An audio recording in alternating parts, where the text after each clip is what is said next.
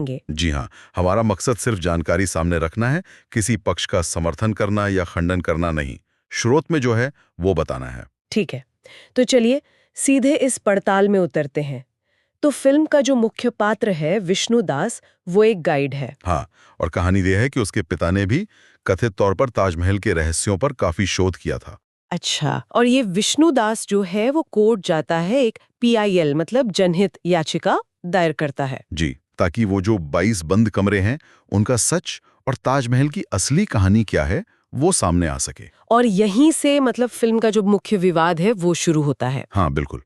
क्या ताजमहल वैसा ही है जैसा हमें स्कूलों में पढ़ाया गया, मतलब शाहजहां ने मुमताज महल की याद में बनवाया, या फिर जैसा फिल्म दावा करती है ये किसी पुराने हिंदू मंदिर या महल को बदलकर बनाया गया ढांचा है? फिल्म मकबरे वाले सिद्धांत पर कई सवाल उठाती है, जैसे परिसर में गौशाला, रसोई, अतिथि कक्ष, यहाँ तक कि संगीत कक्ष जैसी जगहों का होना। हाँ, मतलब ये चीजें एक मकबरे के हिसाब से थोड़ी कह सकते हैं अटपटी लगती हैं। इनका क्या काम वहाँ? सही कहा। और फिल्म का ध्यान गुंबद पर बने प्रतीकों पर भी है, जैसे कलश, नारियल, आम के पत्ते और एक अर्धचंद्र जो कुछ लोगों को शिव के त्रिशूल जैसा दिखता है। अच्छा। वैदिक प्रतीक। फिल्म का यही तर्क है कि ये वैदिक प्रतीक हैं और इनका मकबरे पर होना कहानी को और उलझा देता है कि भाई आखिर ये इमारत क्या थी। और बनावट की भी बात है, शायद वो अष्टकोणीय ऑक्टागोनल डिजाइन। जी हाँ, अष्टकोणीय संरचना। फिल्म का दावा यह है कि ऐसी संरचनाएं भारत में ताजमहल से सदियों पहले के मंदिरों में मिलती थी। सदियों पहले? अच्छा। फिल्म में एक और काफी चौंकाने वाला दावा है, जी वो कार्बन डेटिंग वाला। हाँ, 1980 के दशक की बात है।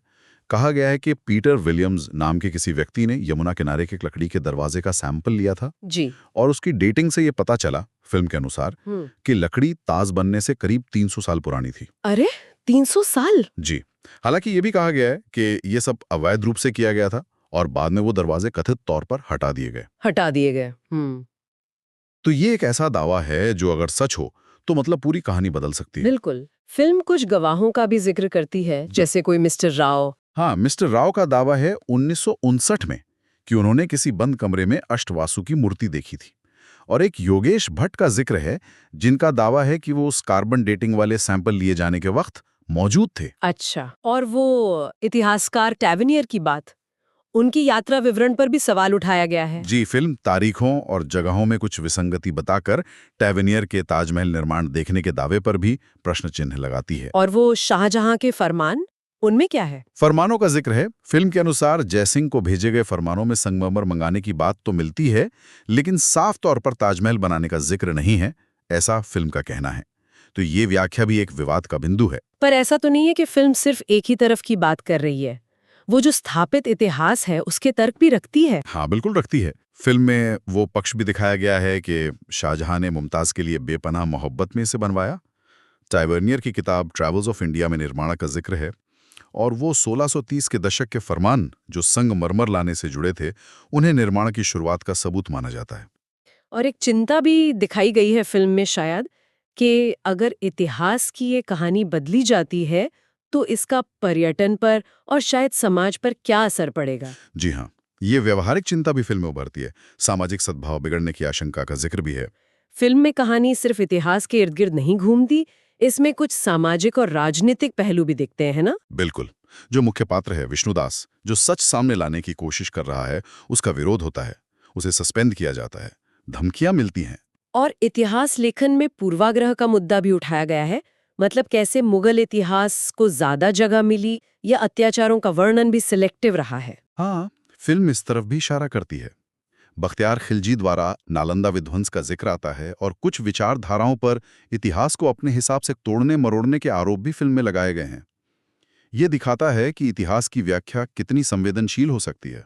तो अंत में फिल्म कहाँ पहुंचती है? अदालत क्या फैसला लेती है? फिल्म के आखिर में अदालत विष्णुदास की PIL स्वीकार कर लेती है अच्छा।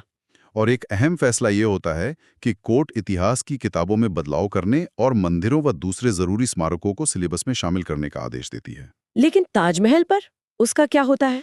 ताजमहल वाले सवाल पर फैसला सुरक्षित रख लिया जाता है। कोर्ट कहती है कि सारे दस्तावेजों की पूरी जांच के बाद ही कोई निर्णय लिया जाएगा। तो ये स्रोत यानी फिल्म की कहानी हमें ताजमहल की जो एक बनी बनाई छवि है उससे थोड़ा हटकर सोचने पर मजबूर करती है। बिल्कुल।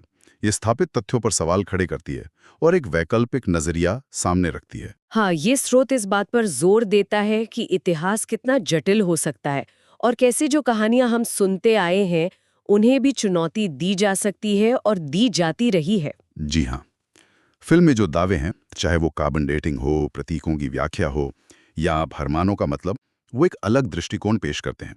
अब इनकी प्रामाणिकता कितनी है, ये जांचना तो इतिहासकारों का काम है। सही कहा।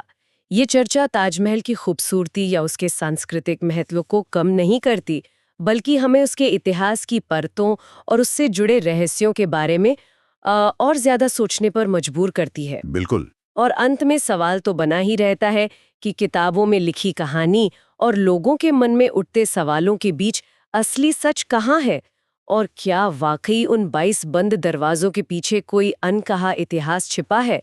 ये एक सोचने वाली बात है।